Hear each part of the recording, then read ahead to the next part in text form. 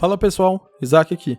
Neste vídeo falaremos sobre o elfo que ficou conhecido principalmente por ter participado da forja e criação dos Anéis de Poder que seriam dados por Sauron aos homens, que se tornariam os Nazgûl, e aos Senhores Anões. Celebrimbor também é famoso por ter sido o criador dos Anéis Élficos. A grande diferença entre os Anéis Élficos e os demais é que a forja dos Anéis de Poder que seriam entregues aos Nazgûl e aos Anões foi feita em conjunto por Celebrimbor e Sauron, que naquele momento estava sob disfarce de uma bela figura chamada Anatar. Neste período, Anatar desfrutava da confiança de Celebrimbor, e por isso conseguiu o manipular. Já os Anéis Élficos foram forjados quando Celebrimbor já não confiava tanto em Anatar, passou a desconfiar dele, que ele não era quem alegava, e então resolveu forjar os 3 Anéis Élficos em segredo, sem a participação ou conhecimento de Anatar/Sauron. Nestes Anéis Élficos, Sauron jamais tocou.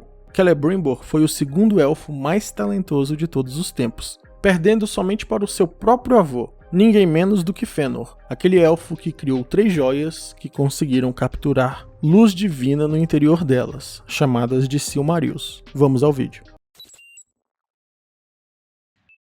Celebrimbor nasceu antes da Primeira Era, ainda nas Terras Imortais. Como mencionado na introdução, ele é neto de Fëanor, mais especificamente filho do 5º filho dele, que se chamava Curufin. Celebrimbor foi o último príncipe da casa de Fëanor, embora não tivesse interesse em seguir o legado de seu avô. Ele se preocupava muito mais com as obras de suas mãos do que perseguir as Silmarils. E Celebrimbor era um elfo excepcional. Quer dizer, assim como seu avô, ele não era limitado a um único tipo de habilidade. Ele não era, por exemplo, um artesão que ficava preso em sua oficina. Muito pelo contrário. Celebrimbor foi um guerreiro de elite do mais alto tipo e participou das principais batalhas da Primeira Era. Por exemplo, durante a invasão dos exércitos de Morgoth, na batalha que ficou conhecida como a Queda de Gondolin, onde os excepcionais elfos Glorfindel e Ecthelion da Fonte morreram, este último enfrentando o Senhor dos Balrogs, Celebrimbor estava lá, presente, batalhando e sobreviveu.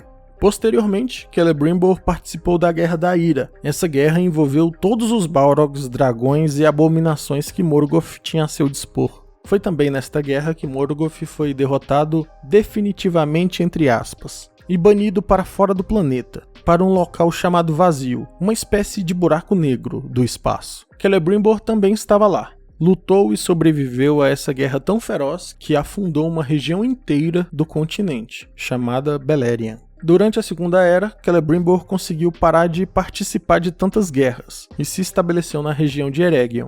Ao contrário de seu avô Fëanor, que procurava confusão com todo mundo que encontrava, mesmo com outros de sua própria raça ou de sua própria família, Celebrimbor deu de ombros para a desavença entre os elfos e anões e buscou se aproximar deles, mais especificamente aqueles que habitavam no reino de Khazad-dûm. Os motivos para buscar essa aliança eram inúmeros, e Celebrimbor sempre foi um elfo mais racional do que emocional. Ele percebeu que tanto a localização geográfica quanto as habilidades dos povos anões seriam formidáveis, tanto na manipulação de minério, comércio, mão de obra e formação militar. O grande símbolo dessa amizade foi essa porta que vemos Gandalf destravar no primeiro filme. Essa espécie de passagem secreta, nos livros, é chamada de As Portas de Durin. Até então, a principal forma de atravessar a região seria por meio do portão principal de Khazad-dûm. Entretanto, com a amizade desenvolvida entre Celebrimbor e seus elfos com os anões, eles concordaram em criar dessas portas, para facilitar o comércio e as viagens entre Minas Moria e o reino élfico de Eregion. Foi Celebrimbor e um anão chamado Narvi, os arquitetos, que trabalharam juntos nessas portas, e foi o próprio Celebrimbor quem talhou essas inscrições que nós vemos. Nos filmes, nós percebemos que essas portas foram seladas. Isso aconteceu porque quando a guerra entre os elfos e Sauron se iniciou, eles selaram essas portas para tentar evitar que o inimigo se aproveitasse delas. Para quem não se lembra, a inscrição era uma charada: diga amigo e entre. Mais uma referência à amizade entre os elfos de Eregion e os anões. A resposta da charada nada mais é do que a palavra em élfico para amigo: Melon. Tudo estava indo maravilhosamente bem e o comércio entre os anões e elfos estava de vento em popa, até que Sauron veio bater na porta de Celebrimbor, sob o disfarce de Anatar, que significa Senhor dos Presentes. Nos livros, é dito que Sauron tomou a forma mais bela possível de se imaginar e anunciou que vinha como um enviado dos Valar, em especial de Auli, o que foi muito esperto por parte de Sauron, devemos reconhecer, já que Auli é o Vala especializado em ferraria, e ele sabia que isso despertaria o interesse de Celebrimbor, que era um artesão. Para piorar, Sauron, antes de se aliar a Melkor, de fato foi por um longo período servo de Auli, tendo, portanto, aprendido muita coisa sobre ferraria e joalheria. Com isso, Sauron conseguiu ser bem convincente, por meio de demonstrações de habilidade que ele de fato tinha naquela arte, a alegação que ele estava lá a envio de Auli. Contudo, para concretizar suas ambições de criar os Anéis de Poder, Sauron desejava unir seus conhecimentos ao do segundo elfo mais talentoso de todos os tempos. A princípio, mesmo com as demonstrações de habilidade, Celebrimbor não confiou em Anatar. Ele achou, com razão, que havia generosidade gratuita em excesso, e tudo aquilo era muito conveniente. Porém, os demais artesãos de Eregion ficaram fascinados pelas demonstrações de Anatar e confiaram plenamente nele. Com isso, Celebrimbor foi influenciado a também confiar nele.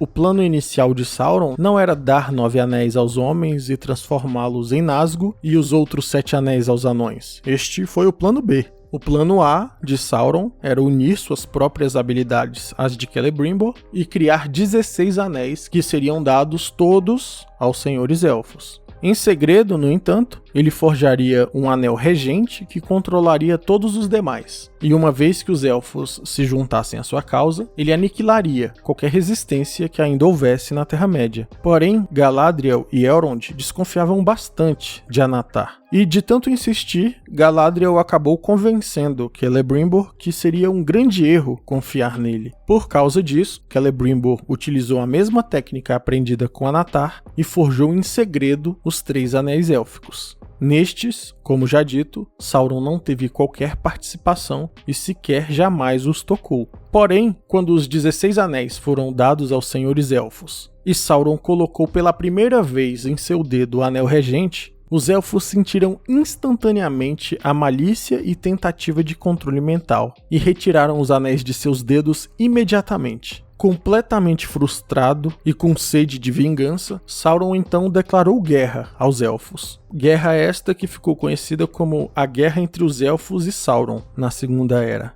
O ataque de Sauron foi massivo e impiedoso, e ele conseguiu recuperar todos os 16 anéis dados aos elfos. Com isso, os redistribuiu, 9 aos homens, que se tornariam os Nazgûl, e 7 aos senhores anões, que embora não tenham se transformado em Nazgûl, os anéis aumentaram ainda mais a obsessão deles por tesouro. Em relação aos 3 anéis élficos, Galadriel, Celebrimbor e o então alto rei dos elfos Noldor, Gil-galad, chegaram à conclusão que seria melhor escondê-los e não tentar utilizá-los na guerra contra Sauron, pois, embora Celebrimbor tenha os forjado sozinho, ele utilizou a técnica aprendida justamente com Sauron, então havia o risco de o Anel Regente exercer algum tipo de influência sobre eles. Celebrimbor nomeou esses 3 anéis élficos com o nome de elementos da natureza: fogo, água e ar. Os anéis de fogo e de ar foram dados por Celebrimbor ao rei Gil-galad, e o anel da água, também chamado de Narya, a Galadriel, para que eles fossem escondidos em locais completamente diferentes. Em retaliação,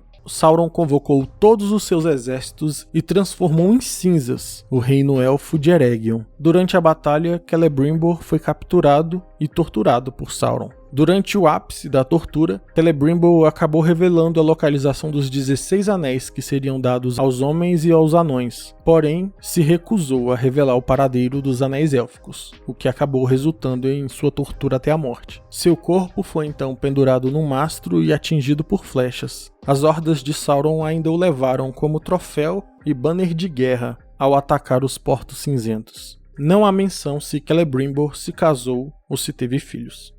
E com isso chegamos ao fim de mais um vídeo. Se você gostou, não deixe de se inscrever e deixar um gostei para ajudar o canal. Para mais conteúdo relacionado a Senhor dos Anéis, me segue no Instagram no endereço que está na tela. Um abraço e até o próximo vídeo.